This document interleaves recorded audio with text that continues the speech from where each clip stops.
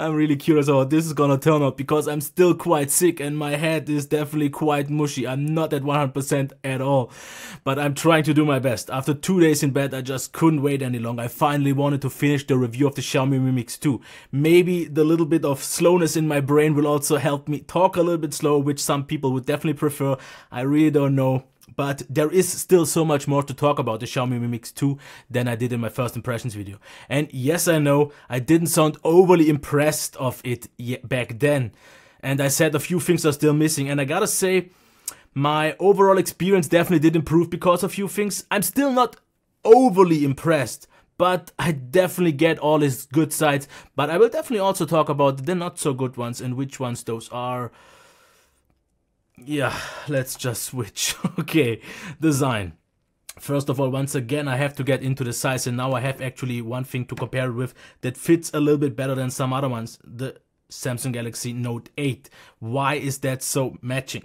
Now I know, yeah, 5.99, let's just call it 6 inches on the Xiaomi Mi Mix 2 with an 18:9 ratio, let's just call it what it is, 2:1.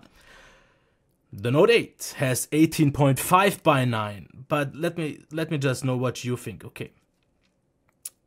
Yes, this is bigger, 0.3 inches, but as you can see in terms of width, the Mix actually feels a little bit wider. I'm not quite 100% sure about the specs because I don't care about the numbers, but the thing is, just tell me what you think looks more right.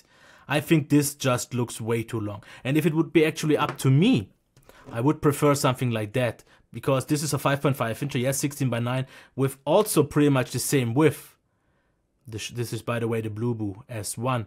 But it feels definitely wider due to not being as curved on the sides and thicker. But I would prefer the bigger bezel on the bottom just to have it a little bit more bottom heavy. Because still, with 2:1, I have to say this phone is a little bit. It's actually not that bad, and I definitely got way more used to it, to the top heaviness. Because I said that I hold it a little bit more upright just because I'm afraid it will fall over. This actually improved over time. I got used to it, and I still have to say the same things that I did in my first impressions video. The build quality is excellent. It feels super premium with the ceramic back that hopefully shouldn't scratch up. I will know more in a few weeks or months, but it feels great. It's actually quite grippy, even though it does attract a lot of fingerprints. I also like, compared to the Xiaomi Mi Mix 1, the way more grippy sides now. We have a super nice smooth transition and a little bit of a different curve on the bottom, as you can see here on the back, because this actually makes it one of the best in-hand feeling phones that I've had so far, especially of the bigger ones, because it feels so premium. Great buttons also, click nice, great tactile feedback, and it just sits so right. And even for a 6 incher that I still like to call a 5.5 incher, one-hand usability was way better than I would have expected. Otherwise, we have the fingerprint reader, and yes, I said it's a very good one in my first impressions video. But with MIUI 9, same as on the Mi 6, it actually got better, because as you can see here, now it turns on way faster. It's super reliable anyways, so what was very good now is actually great. The camera, yes, it protrudes a little bit and has the golden ring. I actually like this accent. Also the 2 LEDs, microphone, SD card and SIM card tray, still with the speaker and that works in tandem with the earpiece, so dual speaker arrangement, USB Type-C and the mic. There is no headphone jack, but we get this adapter. I will get into that a little bit later on. And what we also get here is actually a case. It's a meh one, I would say, though, because I actually found the one on the Mi Mix, on the original one, to be way more premium. This is just a quite, yeah, standard one. But like I said, build quality excellent, design still great. Yes, I have to get into the one thing here that we just have to talk about, is the bezels. Yes, I complained quite a lot about it, or at least mentioned it quite heavily on my first impressions video. And this is also one thing that you just will have to get used to, and you will, believe me, because yes, they are quite big. The bezel actually at itself isn't, but due to still with the curve here of the phone, it is definitely there. Because what I've noticed compared to the Xiaomi Mi Mix 1, I just don't have this impressive, spectacular feel, because these bezels actually make the screen seem a little bit more narrow, which is a little bit sad. What I would have actually liked to have seen, even more so, maybe bezel on the bottom and therefore the buttons here, because this takes up space, which is not necessary in my opinion, and it wouldn't have been that bad. So maybe not quite as big as on the Blueboo, but it would have helped also with the little bit more better feeling head. But I really don't want to stretch it any longer. I really like it still, and it did improve because you will get really, really easily used to it. Now let's get to the display, and nothing has changed. It is still just a very good one, just because it's 1080p plus. What we still have, of course, are controls here for automatic contrast, increased, and so on. In case you want to change it, let's actually get a little bit lower with the brightness and check the pics. And yes, IPS glow is normal. White also nicely set. You can of course change that. Colors are natural in my opinion still. You can of course rearrange it, but they are definitely pleasant, and it is still a sharp display enough. I would not ever complain about it because text looks fine. It does not look as impressive and clear and detailed as a 4040p display looks, but it's still very good, and it's good enough to be on a phone like this, of this quality, for this price. It would have been nice to have a 1440p display, but it's totally okay. Now what about the speaker? The dual speaker, of course.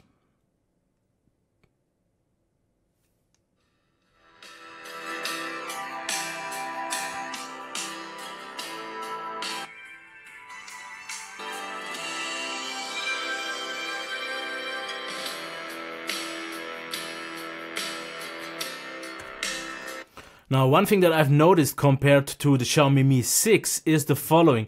This one sounds a little bit richer, more full, or let's say the highs are a little bit more muffled. Not really muffled, but in comparison to that, because the maximum volume therefore doesn't seem quite as high on the Mi 6, even though it's pretty much the same. But the Mi 6 sounds a little bit like it's a little bit more, or has a little bit more clarity, but therefore it just doesn't sound as full. So personally, I prefer the Mi 6 quality. This one could sound a little bit louder and a little bit better, but it's still totally fine because it prefers to sound a little bit more full or a little bit more rich without a little bit of clarity. But it's still one of the better speakers, especially since it is still kind of a little bit front facing with the dual speakers, so it still is a really good speaker. The headphone jack that is not available, just with the adapter, is really good as well though, because it's very loud. We have, as on all the other Xiaomi phones, the extra options that I won't be able to show you now anyway, since I have nothing plugged in, but you have options for the headset in the additional settings. As you can see here, you have an equalizer and all that, and it definitely is totally fine. And I would actually already say let's get to the performance. Let's check that one. How fast do apps launch? And yes, now running MIUI 9, things did improve. One thing that I've noticed, that if, as you can see here, once I switch from one app to Flamingo, there is always this stutter, but it has to be an app specific thing, and on MIUI 8 it was not present, so maybe they will fix it. But app launch times usually are actually quite quick, as you can see. Now what about the browsing performance? Absolutely top notch, because now I would say it's 95-99% on the Mi 6 level, because it sometimes just doesn't feel quite as fluid and smooth. Totally super great, as you can see here. So everything is still on an absolute top-notch level. But for some reason, I don't know why. Maybe it's just a little bit of a different kind of speed of the display itself that makes it appear a little bit less fluid than the Xiaomi Mi 6. That feels incredible fluid in my opinion. But this is, I would say, on par with an U11, Xperia XZ Premium and all those kinds of things. So very close to that. Maybe not quite 1% up, but it is a flagship level display because it's very responsive. As you can see, especially this works way better than on many other Xiaomi phones. So I'm totally pleased with the performance. It is absolutely great. Gaming performance was a little bit weird, especially if games like Riptide seem to have more slowdowns as most Snapdragon 835 phones. So the performance is very good, but it just slows down a little bit more often. And then I had also an issue, which I think is maybe due to MIUI 9, that my controller, my Bluetooth controller, just didn't work with, for example, Asphalt Extreme and also Modern Combat. So this is all I can say, but it will maybe throttle at some point because it gets a little bit warm, but nothing you will really notice. And that's why I would say, let's just jump right into the battery life. A full charge takes 1 hour and 20 for the 34 3400 milliamp hour battery. This is actually super fast. 9% for an hour of YouTube is also really good, definitely noticeably above the average. And the battery life is better than most people would expect, because they say 6-inch, the display got noticeably smaller, but also the battery compared to the Mi Mix. But what I got about on mobile data was 5 to actually closer to 5.5 hours of mobile data. About 8 hours, maybe even 9 sometimes on Wi-Fi. So this is still a great level. It's a little bit less than on the Mi 6 that has the same battery size pretty much, but a smaller screen. But it is pretty much on par with the LG G6 HTC U11 and similar, like also OnePlus 5. So all of these are great, and it definitely holds up way better than some might have expected. Now, software-wise, let's get into one thing. Actually, the first thing, the navbar. As you can see, what I did is actually install the app, as you can see, navbar apps, because with that one I complained that, as you can see here, the navbar is always white on all apps, and even though it doesn't fit. For example, on Instagram I don't have an issue with white, but on some it just looks wrong. If you turn that on, it will be adaptive, or you can just change it on your own, because as you can see now it's white because that fits. Here it's black now because it fits. For example, Instagram it's also white, but YouTube, for example, then again would be red. So this is all fine. And this actually improved a lot of my experience because I just did not like the white one. Now about the software. I did install the dev, the 9 one, as you can see, the MIUI 9. Actually, you don't have to see this. But as you can see, MIUI 9, 7.1, 7.9.2.2 beta. So, yeah, what else to say? I could just do it. There is already a multi-version, a multi-language version available, and a global is on the horizon. But otherwise, what to do, we get the quick ball. In case you don't know what it is, this is this little ball here, as you can see here, that has some extra functions in case you don't want to use that. If you want to use this, why not?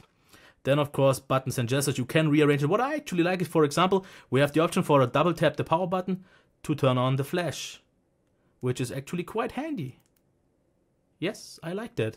We also have, for example, 3-finger slide down. So I always like if I have extra options for the buttons, which I have here. For example, turn off the screen, turn on torch, close current, show menu. We can mirror the buttons. Full screen mode is there. Hide the soft buttons. Something I personally don't like so much because, as you can see here, now the buttons will hide. But every time you have to swipe up. Personally, I don't like that so much. I would wish for maybe even more so functionality like on the OnePlus 5, but this is totally fine. Notification light, of course, is also there. I forgot to mention it. This is actually here in the middle at the bottom, but it's just white. What else?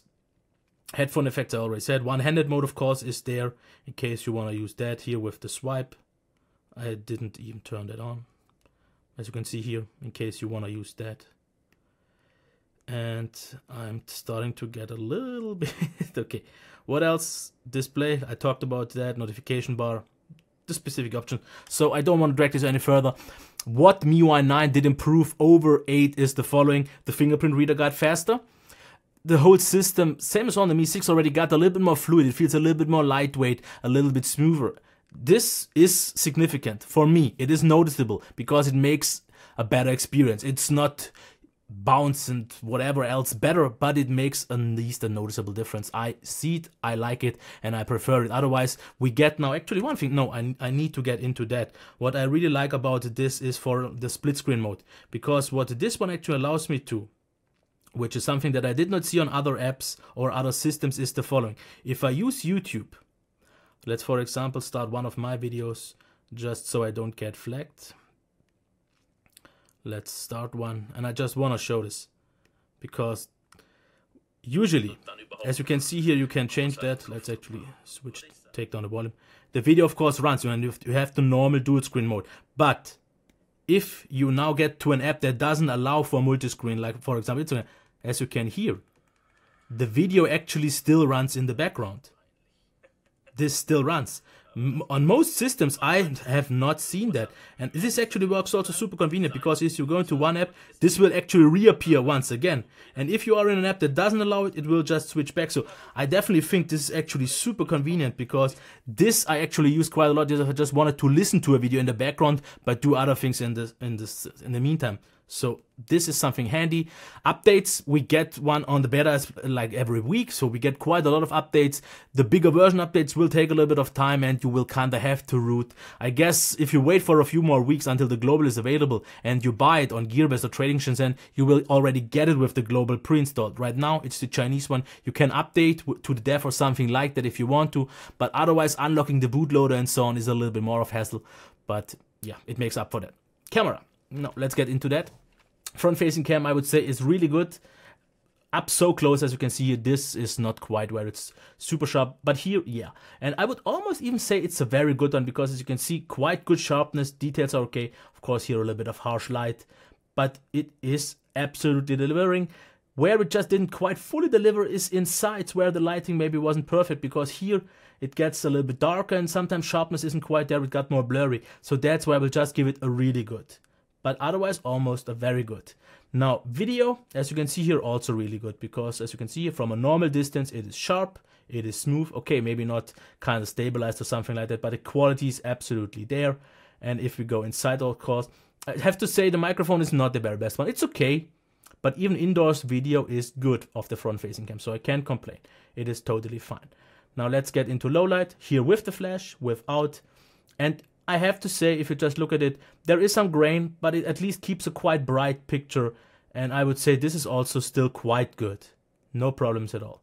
And once again, you can see that it is fine. Outside, if you have a lot of light, of course, on all cams you get great results. Here you still overall get very good ones. The autofocus maybe just isn't always top on stop. This is make no sense. But as you can see, the pictures are very good, because the overall picture maintains to be quite nice. There is no bokeh mode for all those people who like that one so much. Maybe a bummer. I personally don't really care. And it is good enough for 4K. Yeah, it falls short a little bit to the rest of the qualities of these phones. But yeah, there's nothing we can do. The Mi 6 camera would have been a little bit better overall. But as you can see here with HDR on, I would actually say maybe don't even use that, because it just overexposed a little bit. Otherwise, it doesn't really help so much. So yeah, 4K video, I like it. I will give it an almost great. And almost great just because the autofocus is a little bit pumpy. Because as you can see here, it's mostly artifact free, just on very fast movement. But the autofocus itself is reliable. As you can see, it's also, yeah, let's say halfway decently, seeming less subtle. But the video, especially the clarity of the video and the sharpness is really there. So I like that. It's just the pumping autofocus that I'm not the biggest fan of. But the qualities itself are really nice, because it is a sharp video. And this is most importantly what it comes down to. So that's why I'll give it an almost great, which is good enough, I would say. And what I would also say is, let's get to the pros and cons, or what now is actually called summary. Build, top notch. Due to the ceramic back and everything else, it just feels so incredibly premium. The design, very good. Yes, we have the bezels, of course, but therefore we also get the amazing premium in-hand feel. The fingerprint reader now with MIUI 9 is great, especially the placement, because I didn't actually say this so much in the review, but every time I have this phone in my hand, I naturally place it on the fingerprint reader, which is usually not the case on any other phone. Display, very good. Like I said, for a higher rating, it needs a higher resolution by now. Speaker, really good, especially since dual speaker. Headphone jack with the included adapter, really good, but there is no 3.5mm jack. Performance is top notch, absolutely flagship still. Especially the overall daily experience was so nice, so fast, seamless, smooth, top, fast. Yeah, great. Now, battery is also great. Software, really good, but not quite out of the box. Maybe you will have to flash something or at least update to MIUI 9 or something like that. Just keep in mind. Front-facing cam, really good. Video cam as well. The low-light cam is quite good. The main cam is very good. It's just not quite on a flagship level after all. The video cam is almost great. Value, still quite good, even though some might disagree because they say, why should I import a phone and then pay 500 euros or something like that? I still say though, for 500 euros you get a lot of phone, and this is still worth the import. Now a few extra notes: slightly top heavy due to 2:1 aspect ratio, hefty side bezels, I can't deny those, but you will actually get used to them better than I would have expected. Meh, case included. Camera not quite on par with the rest, and the bad front camera placement, which is just really odd. You have a hard time getting used to where you should actually look at. Finally, a flagship from Xiaomi with Band 20, and it has to be imported. So as you have seen, the qualities undeniably are there. Everything is at least very good. Most aspects are actually even great, or sometimes even top-notch or excellent. Like for example, the amazing in-hand feel, the premium build, the really good speaker, the performance which is top-notch, the battery life is great. The camera is just the one thing that will upset a lot of people, and also maybe the bezels. The bezels, I would say, give it a chance. If that is your main gripe, you will get used to it, because after all, the screen-to-body ratio is good. At first, it just feels a little bit less impressive, like for example, if you have seen the Note 8, but therefore it has the way better in-hand feel, and it isn't quite as top-heavy as the Note or some other 18:9 phones. But believe me, the camera. The camera is the one thing that most people, if they want the flagship and if they want just the pretty much very best, will say this is not quite good enough. I would say personally it's good enough for me because I don't really take too much emphasis on the camera. For me it's fine, but the rest makes up for it, and the rest just delivers an, as you have seen, overall total package. Okay, the most complete package I would call it, with a great camera on the level of maybe a Pixel, an S8 or an HTC 11 or similar things, where it just isn't. It's a little bit below, like for example the Mi 6, OnePlus 5, not, yeah. But that is where most phones that don't cost 800, 900 bucks just lose out a little bit. So they could have improved that, yes, but otherwise I have to say, this phone, is it daily driver material? Even for me, yes it is. The Mi 6 is still more daily driver material for me because I like smaller phones. But if you want a top-notch, bigger phone, a phablet, this is definitely one you should consider. And if you don't know, compared to, for example, the HTC 11, the Xperia XZ Premium, the Note 8, where this fits, I will, I think, make an extra video for that, just to help you find out where exactly this stacks up. It is a legit flagship. For 500, I still think the value is good. And yes, you have to import it and so on, but now at least you get Band 20, so you don't really have any restrictions in that regard for connection, at least in Germany and so on. So, could I really complain about anything personally? Not really. There are things that I would wish for to be better, like for example the bezels. Yes, I would like to have them smaller, but it's not enough to be an issue because it feels like a top 5.5 inch in hand. Camera doesn't really bother me, and the rest is just top notch. All the important things, the really great things you have to be good, that sounded weird, are top on this phone, and there it totally delivers. Now you might say it's not a flagship because it doesn't have a 40p display, it doesn't have the most features, it doesn't have a pen, it doesn't have waterproofness or water blah blah. Does it have to? You really have to think about it. Are you willing to pay way more to get those, or is this maybe just fitting in more? Because yes, something like the LG G6 offers so much in terms of value these days, where it costs less than 400 euros. But that is one of the kind of last generation phones with the Snapdragon 821. If you want an 835, if you want that size, the qualities are there. If you want better, then you have to pay more, and that's something you only can decide. I notice the heat is getting bad in my head. It's getting, oh. So let's just end this here. I think I need a break for the German version. If you want to know anything else, I will answer that with a clearer mind, but I think I covered it quite well. Not slower though.